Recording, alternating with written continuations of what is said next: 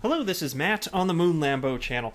I have a feeling that those people that want their Lambo and they want it yesterday, I think that if you're not able to keep a level head, if you're not willing to be patient, I think there's a good chance that you're going to miss out on an incredible opportunity. Now, I want to be clear as I say this, I'm not a financial professional. I do not have a financial background of any kind. I'm not offering financial advice, and you should not buy or sell anything because of anything I say or write. I run this channel as a hobby. What do you tell me? Which one? An interest, a hobby? What do you want to call it? But and I like engaging with the XRP community. Still happy to share my opinions, but I've been seeing some stuff I want to share with you in this video, along with a couple Twitter threads, indicating the mood in the room, something, yeah, that's the one. For some people. Now, I know that many people in the XRP community broadly get this and are just gonna be as patient as is necessary to for a couple things, to see what happens with the longer term. The price appreciation of the crypto asset class, including XRP, and also to see what Ripple is, how, to what degree they're going to have success and what the timeline is building out RippleNet, the internet of value. But guys, I'm going to share with you my opinion here. It's not going to happen overnight. Now, that's not to say there won't be parabolic price action within the crypto asset class sooner, perhaps even with XRP. That's not outside the realm of possibility. But if your problem has to do with what relatively stagnant price action with XRP, or if it has to do with the pace at which Ripple is building out RippleNet, I just do not feel the same way, and I will articulate why. But before we go any further here, ladies and gentlemen, boys and girls, if you would please delicately tap the like button, but don't smash it. Only dorks smash the like button, and you're super cool. Now, since I just gave you a compliment about being super cool, return the favor by subscribing to the Moon Lambo channel, where you might not be disappointed on a daily basis by the content. No promises, though, right? Hey, it's free, man. What do you want for free, bro? So shout out to XRP Crypto Wolf. Tagged me in this along with a number of others in the XRP community. And there's a screen grab of a brand new job posting here, which I'll pull up in just a sec, but here's what XRP Crypto Wolf wrote in regards to this.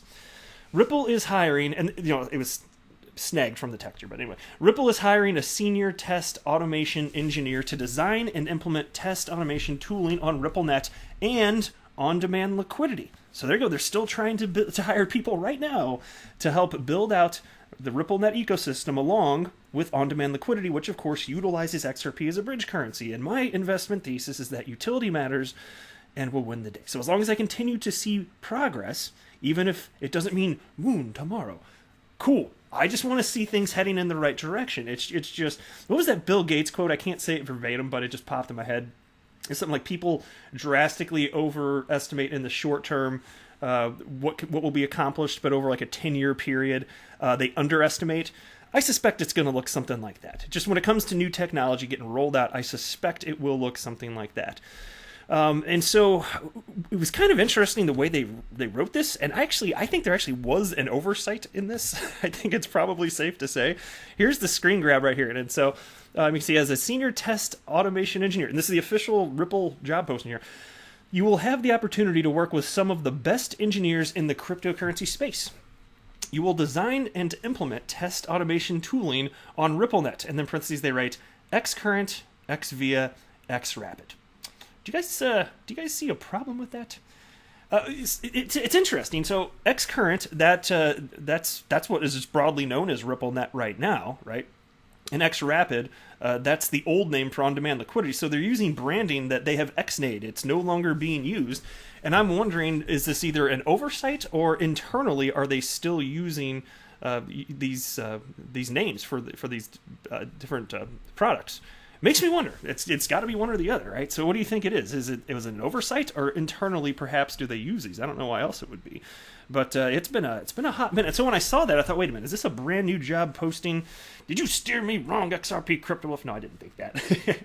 But I wanted to check, so I wrote to him here on the Twitters, and I wrote, is this brand new? I just noticed they're using the old branding of their software suite in this post, XCurrent, XRapid, and XVIA. And so he sent me a direct message linking to this, which I shared right here. I just wrote interesting, which leads to this thread. This is from Jim Chauncey Kelly, who is Senior Director Global Talent Acquisition at Ripple. So there you go, official Ripple employee. who was sharing the job. And XRP Yoda, which is he's a member of the XRP community, wrote new position or gap fill. And Jim did respond, and he wrote, "Hi there, this is a new role, so brand new." So I can't explain why it's worded the way it's worded, but that's what we see right there nonetheless here. And then I saw this. This is a tweet from XRP community member Galgatron. I'm a huge fan. He's just, man, he knows what he's talking about. Like, it's super hard for me to read through his thought processes and anything and think you're wrong. It's like, to me, it's more interesting if I can find something where I'm like, I'm not so sure that's right. That's actually more interesting and fun to think through for me, but it doesn't happen very often. I think the way that he logically thinks through things and just has a big picture of globally what's going on here, I just think it's spot on. Right, and so he shared this piece from, I think it was June 8th, yeah. It was written by Ashish Burla. He's a senior vice president at Ripple, and he titled this piece, "Staying the Course in Remittances and SME Payments," so small, medium enterprise payments.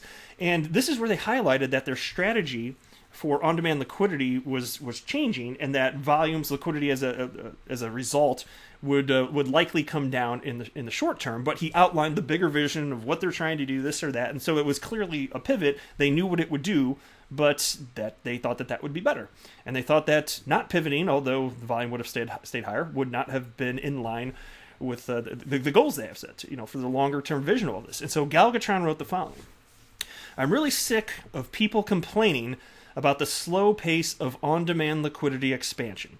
They're making sure they get it right, so when they rapidly expand, they won't be worried about random technical issues they should have anticipated. It's coming, though." Yes, and so that is true. And you know what I think, and I mentioned this in a video just the other day because I might have it pulled up. I'm not going to run through it even if I do have it pulled up. Yeah, I do have it pulled up. This is a Ripple's Insight Speed. It's just the other day, a couple days ago. "Why real-time cross-border payments are poised to break through." And I ran through this piece, and they're citing goals that are years out for certain benchmarks for implementation, including ISO standards, implementation of that. And this, I'm sorry guys, it's just not going to happen overnight. Also, I don't believe for a moment that Ripple has the kind of power that some people believe they have in just increasing liquidity, which is not to say they don't have an impact in terms of managing liquidity within markets. We know that they're actively managing that, and they're benevolent whales, as Galgatron has called them in the past. I like that. And they truly are, but I don't think that they have the kind of power that some people listening to this perhaps wish or think that they do. You know what it really comes down to? And if you just consider this, if you look at charts, you can see that undeniably XRP big picture is just following the price action of Bitcoin, as is the case with every altcoin. So if Bitcoin volume and liquidity increases, and again, it won't be down to the second, the minute, the day, the week, the month, whatever, but if you give it enough time, XRP will follow that. So in the short term, given that people are not parsing out the differences, I would argue, sufficiently between cryptocurrencies, that means in the short term, if you're talking about increased liquidity, it's more likely to come due to a frenzy around the entire asset class. And then you'll have a greater blend of price and liquidity perhaps. Right? And so that's where it's going to come from. Because you think about it. What was XRP's market cap? 100 and something billion. I can't remember what it was at its peak. I'm not going to try and run numbers in my head. But when XRP was almost $4, the market cap was 100 and something billion dollars. Was that because of something Ripple did? Or was it just intense speculation because of the entire crypto asset class?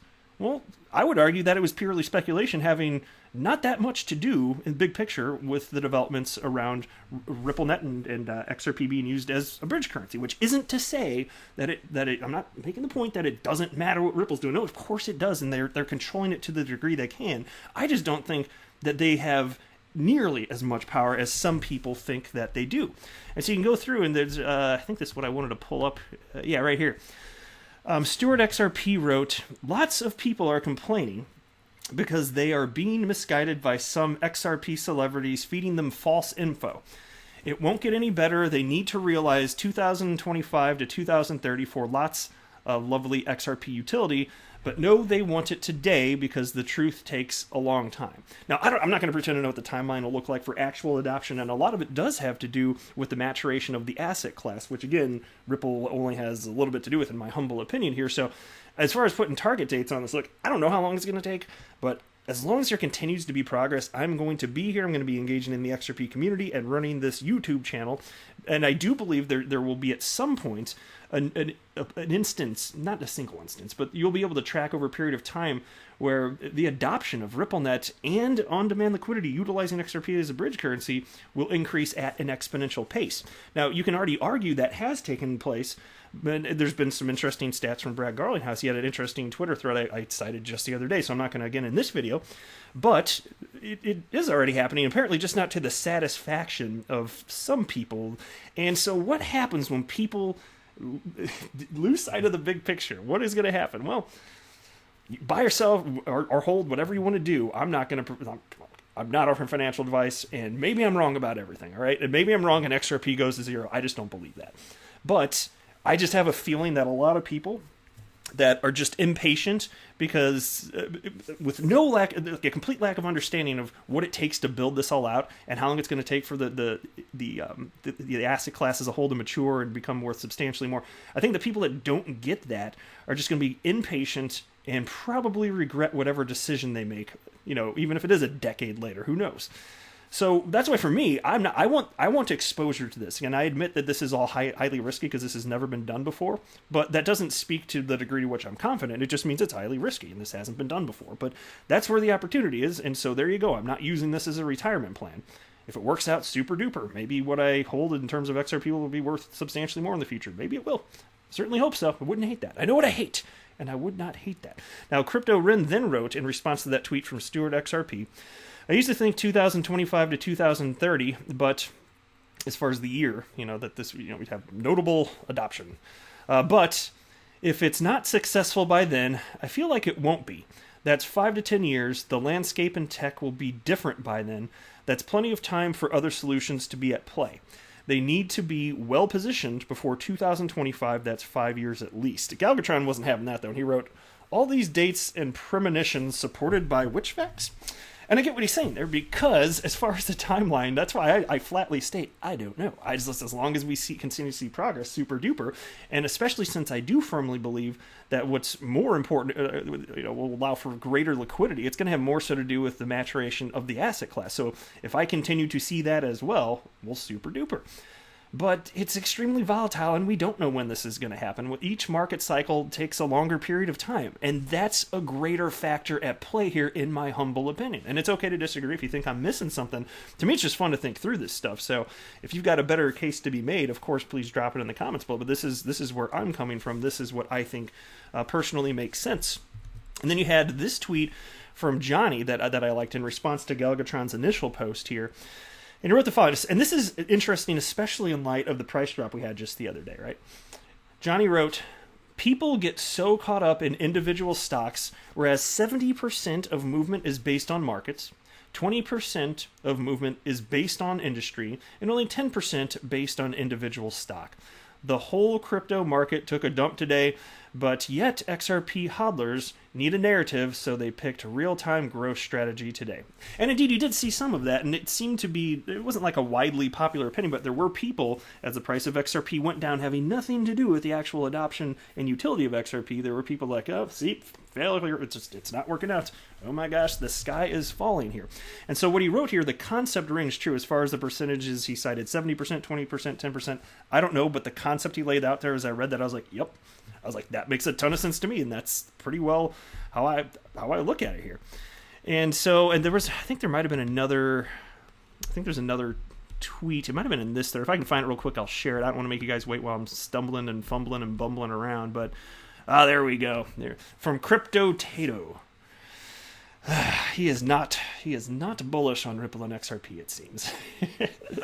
So here's what he wrote. And he, in response to what XRP Crypto Wolf about this new job posting, wrote, good long-term, very, very, very bad short-term. They need to build RippleNet from the ground up. On-demand liquidity currently failed. Now, again, I've cited facts, even as recently as just the other day, from Brad Garlinghouse, indisputably true about the growth that we're seeing with on-demand liquidity, but still, Crypto Tato, who is not involved or has data based on the actual growth of what's happening with RippleNet and on-demand liquidity, says that in the short term this is very, very, very bad, and that you need to basically gut RippleNet and start over. Start from the ground up is what he wrote. Start RippleNet from the ground up. My gosh. So what about all of the hundreds of of Ripple customers that are banks and remittance companies, financial institutions. What about them? They're pretty happy with the RippleNet software. Because RippleNet keeps growing. Should we just gut the whole thing and say, sorry, customers, you don't get to use this anymore? What about the dozens of customers that are utilizing on-demand liquidity, which means XRP is a bridge currency today? What about them? You just gut that too? It's failed? What do you know, Crypto Tato? I want to ask you, and I do mean this respectfully. I'm not being a jerk. I wouldn't do that, I promise. I just like to talk through this stuff. It's fun. I want to know what you know that Ripple's customers that are utilizing on-demand liquidity don't know. Because you're saying, no, it failed. How come Ripple has customers that want to use it? What benefit are they getting out of it if it has failed?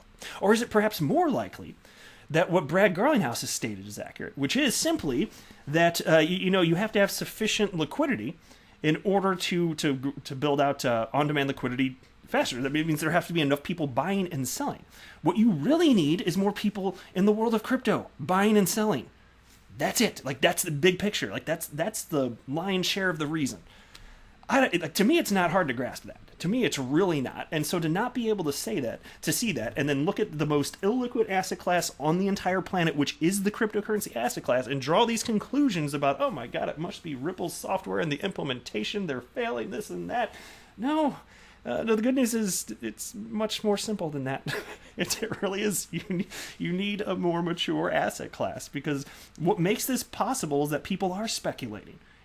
That is what makes all of these transfers possible. It's not the case that there's something mechanical about the nature of on-demand liquidity, that in order to conduct so many transactions, XRP price must be so and so. No. It's more so that if you have XRP at a certain price and there's a certain amount of liquidity, you'll then be able to take advantage of that in certain markets where that participation is taking place. That's it. You can take advantage of the on-demand liquidity. How about that? Not rocket science. None of this is difficult here. And so I can understand why people can be emotional in terms of, oh my God, I want the price to be higher. When you have skin in the game, that's why I always say I'm sympathetic. But to me, it's like, let cooler heads prevail. You buy or sell if you want. I'm just saying, from my perspective, it makes sense to do as much as one can to remove emotion from the equation, because emotion is not a good way to make decisions in life in almost anything. With rare exception. It's better to just use logic and reason, and if you're feeling something, acknowledge that you're feeling something and set that aside and be like, okay, but what actually logically makes sense to you? And I know it can be easier said than done, but that's what I'm always striving for here. And I don't care about the short-term price action here. I'm gonna outpatient everyone else, and we'll see if my strategy pays off or not. But there we go. I guess I can go ahead and wrap up there. But I really would, this is a very fun topic in my opinion. I would love to hear what you guys think about this. Am I right? Am I wrong? Am I missing something? Other points of view to consider? Let me know, because I'm always happy to. And if you tag me on Twitter too, no promise I can't put every single thing I'm tagged in on. But anytime somebody brings up a great point, has a neat tweet, or shares a story, I do like to give credit where it's due and talk about such things. I want to talk about what other XRP community members are interested in as well. So I encourage you to, you can leave comments below. Also contact me on Twitter. That's a great way to get a hold of me as well. And just tell me what you think. Let's continue the conversation, because I think there's a lot of silly opinions based on emotion right now, and I think it's worth pointing that out. Just my humble opinion. Maybe I'm wrong. You guys tell me. That's it for this video, though. I am not a financial advisor. Do not buy or sell anything because of anything that I say or write. That would be a very, very, very bad idea. Until next time, to the moon, Lambo!